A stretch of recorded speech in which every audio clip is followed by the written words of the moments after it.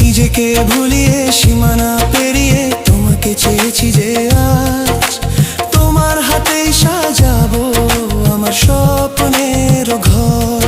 আমি তোমার প্রেমে পড়ে দুনিয়া ভুলে গেছি।